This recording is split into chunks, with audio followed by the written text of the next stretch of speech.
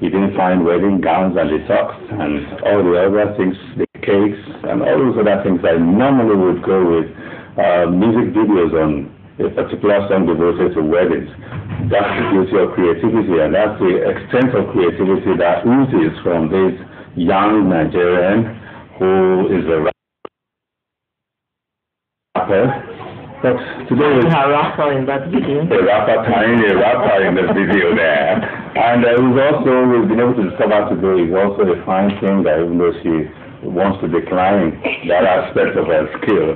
And speaking of Bukola Afolayan, popularly known as Buki, the daughter of a biochemist professor and professor teacher mother. Daughter of two professors. Welcome to the show, Buki. Thank you so much. Nice to have you. Thank you for having me. And Buki is not alone, just as we told you earlier. Today we have double for our trouble, as they say. And we have the lecturer. That's the stage name. The lecturer is a comedian, stand-up or sit-up or sit-down comedian. And his real name is Emmanuel Adigwe. Welcome to the show. Thank you very much. So today we have two guest artists on the program. A double-headed one.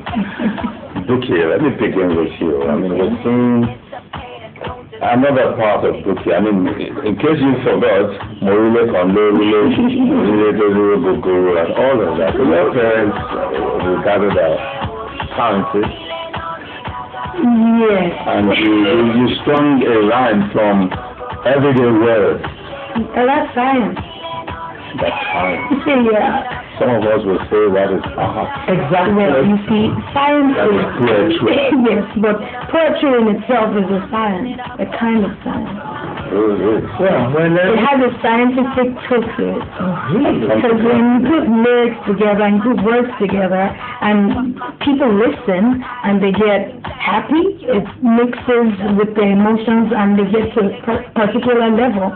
I mean, that's like what doctors do. When they want to operate on you, they inject you with something that will make you sleep. So if I want to make you happy, I inject you with something that will make you happy. That's good lyrics. So it's kind of the same thing in a different way. Now, Buki, what did you say? I'm sorry, I have to go. It was administration or about I'm administering to you that kind of. Now that's when you now I can see that you climbed that illegal guru. I really did. I know, right? Yes, I really did. And now you're standing or sitting at the intersection where science, social science, meets administration and art. And they all go. Yeah, we balance. We're like the equilibrium. We balance it out. Okay. Yes. Where did you start from? I started from school. Algebra Polytechnic. Okay. And what did you read in Algebra Polytechnic? Wow. Very, very different from what I'm doing. I studied banking. Never read. At all. Banking and finance. Banking, administration again. Well, just hold it right there. Okay. Everyone who studies banking and finance looks forward to a job in a bank. Okay. What are you doing in comedy?